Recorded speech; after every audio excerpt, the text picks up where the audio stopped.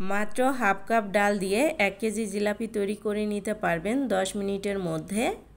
আর এই জিলাপিগুলো তৈরি করার পর এতটাই মুচমুচে হয় 3 থেকে 4 দিনের মতো সংরক্ষণ করে খেতে পারবেন। তবে আপনারা চাইলে নর্মাল ফ্রিজে রেখেও সংরক্ষণ করে খেতে পারেন। ফ্রিজ থেকে বের করার পরেও এই জিলাপিগুলো এরকম মুচমুচেই থাকবে, কোনো প্রকার নরম হয়ে যাবে না। তাহলে চলুন কথা না বাড়িয়ে রেসিপি দেখে নেই। প্রথমে আমি চিনি শিরাটা তৈরি করে নিয়েছি। এজন্য একটা প্যানে দিয়ে দিয়েছি 2 কাপ চিনি, আর এর মধ্যে দিয়ে দিয়েছি সেই একই কাপের 1 কাপ পানি। যতটুকু চিনি নেবেন তার অর্ধেক পরিমাণ পানি দিতে হবে। কিছুক্ষণ জাল করে নেওয়ার পর চিনি শিরাটা যখন এরকম ফুটে উঠবে, এ পর্যায়ে এর মধ্যে দিয়ে দিয়েছি 1/4 চা চামচ ভিনেগার। ভিনেগার দেওয়ার কারণে শিরাটা ক্রিস্টালাইজ হয়ে যাবে না। আপনারা চাইলে এখানে লেবুর রসও দিতে পারেন, সেক্ষেত্রে 1 চা চামচ লেবুর রস দিলেই হবে। আর এখানে আমি 1 টেবিল চামচের মতো ঘি দিয়ে দিলাম, এতে করে জিলাপিটা ঘিয়ে ভাজার মতো একটা ফ্লেভার আসবে। শিরাটা ফুটে ওঠার পর 2 থেকে 3 মিনিটের মতো জাল করে নিয়েছি। এখন চুলাটা বন্ধ করে দিচ্ছি আর এই শিরাটাকে ঠান্ডা হতে রেখে দিব একটা সাইডে। আর এখানে আমি হাফ কাপ মাসকলাইয়ের ডাল 3 ঘন্টার জন্য ভিজিয়ে রেখেছিলাম। আর এই ডালগুলো কিন্তু ভিজে একদম নরম হয়ে গিয়েছে। এখন এই ডালগুলো থেকে পানিটা খুব ভালোভাবে ঝরিয়ে নিব।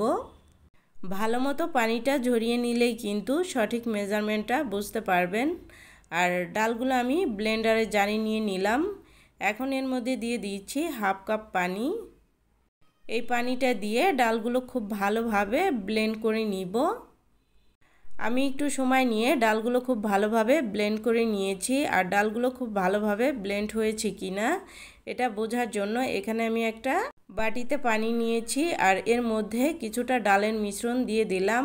আর ডালের মিশ্রণটা যদি উপরে এভাবে ভেসে থাকে তাহলে বুঝবেন ডালটা খুব ভালোভাবে ব্লেন্ড করে নেওয়া হয়ে গেছে। এখন এর মধ্যে দিয়ে দিচ্ছি হাফ কাপ ময়দা আর দিয়ে দিচ্ছি হাফ কাপ পানি। এরপর ডালের মিশ্রণটাকে আবার ব্লেন্ড করে নিব একটু সময় নিয়ে।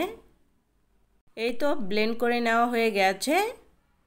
এখন এর মধ্যে দিয়ে দিয়েছি 1 চিমটি পরিমাণ ফুড কালার আর দিয়ে দিয়েছি 1 চা চামচ ভ্যানিলা এসেন্স। এতে করে ডালের গন্ধটা থাকবে না। আমি আরও 1 মিনিটের মতো ব্লেন্ড করে নিয়েছি। এখন এই ডালের মিশ্রণটা আমি একটা বোতলের মধ্যে ভরে নিব। আপনারা চাইলে পাইপিং ব্যাগের মধ্যে ভরেও জিলাপিগুলো তৈরি করে নিতে পারেন, যার যেরকম সুবিধা হয়। এরপর তেলটা খুব ভালোভাবে গরম করে নিয়ে জিলাপিগুলো ভেজে নিতে হবে। আর জিলাপির ব্যাচগুলো কিন্তু প্রথমবারই সুন্দর হবে না।